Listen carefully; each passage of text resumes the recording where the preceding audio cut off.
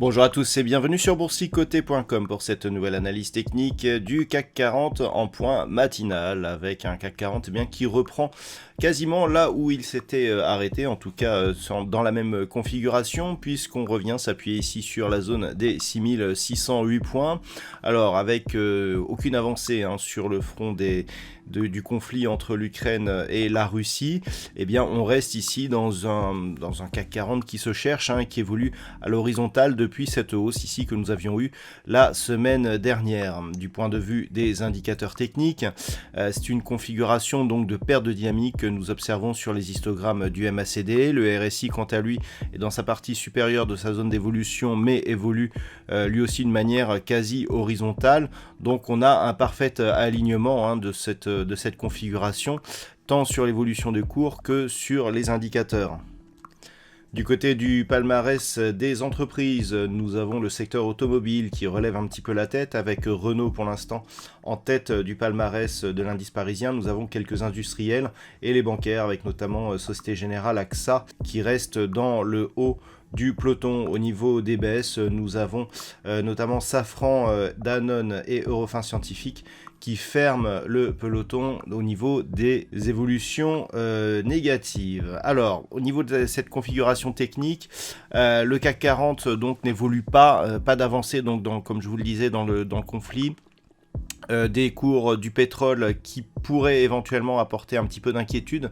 Nous avons un pétrole qui devient assez volatile puisque sur ces derniers jours on est monté sur des niveaux, et je parle du WTI, proche des 126 $ le baril. On est redescendu à 93, on est actuellement à 106.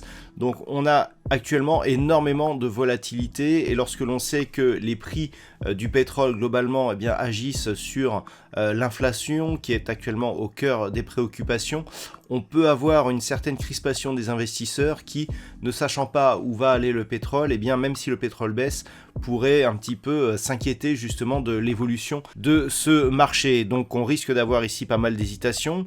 D'un point de vue moyen terme, on voit que nous sommes ici depuis la rupture des 6364, au milieu d'un range moyen terme que l'on pourrait situer ici entre cette zone horizontale des 6364 et 6751 points. Donc d'un point de vue moyen terme, tant que l'on reste ici dans ces limites, il n'y aura rien à signaler, on aura une neutralisation de la dynamique. D'un point de vue un peu plus court terme, on a eu ici un contact sur la bande de Bollinger supérieure, depuis on évolue à l'horizontale, au-dessus de la moyenne mobile 20 exponentielle, donc on est dans une phase de consolidation horizontale d'une tendance qui reste haussière. Nous avons eu ici un point haut et un gap qui a été ouvert sur ce point haut, le gap n'est toujours pas refermé, il n'y a eu d'ailleurs aucune tentative de comblement de ce gap depuis qu'il a été ouvert, donc ce sera un premier élément à observer si les cours venaient à rebaisser. Donc au niveau de cette bougie, on a un point bas à 6481,70, donc on va arrondir à 6480. On a une zone ici techniquement assez intéressante, donc entre 6480 et cette zone ici proche des 6460 points qui correspond ici à la partie supérieure de cette bougie. Tant que l'on ne revient pas ici tester cette zone dans laquelle évolue actuellement la moyenne mobile 20 exponentielle, on reste dans un biais haussier potentiellement fort avec comme objectif une poursuite en direction des 6751. Si les cours venaient à casser cette zone, il y aurait une petite alerte baissière court terme, mais qui n'aurait aucune conséquence tant que d'un point de vue moyen terme, on reste ici au-dessus des 6364 points. Voilà donc ce que l'on peut dire sur cette configuration technique matinale. D'un point de vue macroéconomique, il n'y a pas de statistiques majeures aujourd'hui. Nous avons juste une intervention de Jérôme Powell qui aura lieu à 17h du côté des États-Unis. Voilà donc pour cette séance, je vous souhaite une bonne journée. On se retrouve dès ce soir pour toutes les autres analyses techniques du site boursicoté.com.